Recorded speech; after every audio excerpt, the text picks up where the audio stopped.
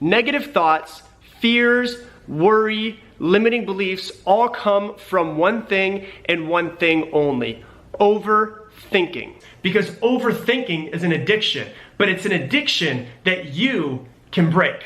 A person who thinks all the time has nothing to think about except thoughts. So, he loses touch with reality and lives in a world of illusions.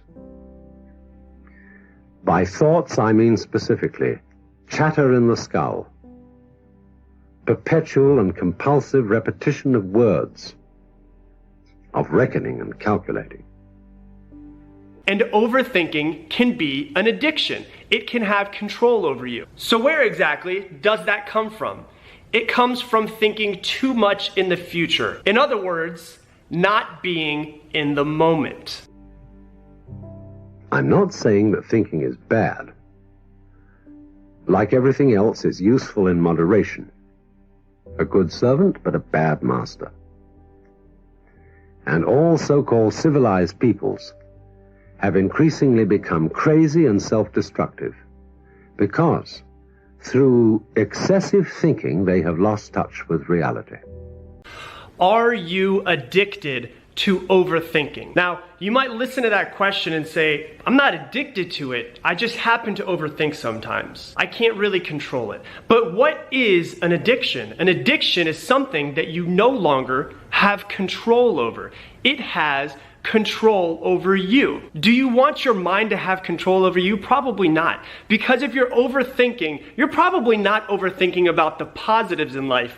You're probably thinking about the negative things that could be happening in the future. And that leads to worry. That leads to limiting beliefs. That leads to fears. That leads to you not creating the life that you want and holding yourself back.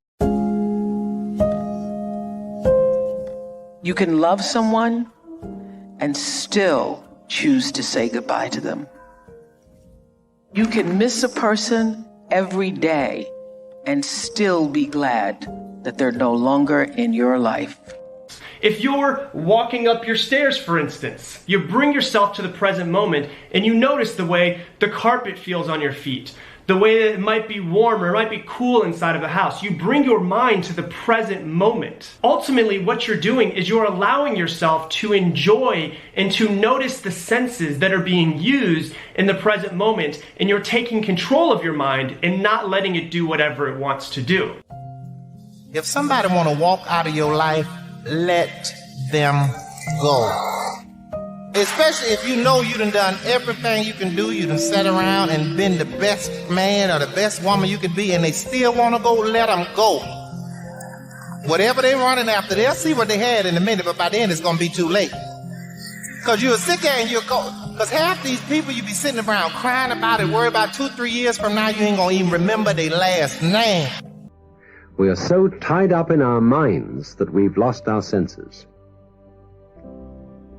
Time to wake up. The world was made to be free in. Give up all the other worlds except the one to which you belong. Letting go can make you unstoppable. I know because I let go of a relationship and reclaimed my life. And I know that letting go can create the best of change for each and every one of you. And here's what you'll notice. It's essentially like living like a 3-year-old again. Why do 3-year-olds have so much fun? Because they're so in the moment that nothing else bothers them. They have no worries. They have no fears. They have no limiting beliefs or judgments. They're in the present moment and they're experiencing everything for the very first time. So what you'll notice when you do this is that you will bring more joy out of yourself because you're in the present moment enjoying little teeny tiny mundane things that you normally wouldn't enjoy, but you're bringing your conscious thought to them and not allowing your mind to go all over the place. Sometimes you just gotta accept that certain things will never go back to how they used to be, because certain people will never go back to who they used to be in your life.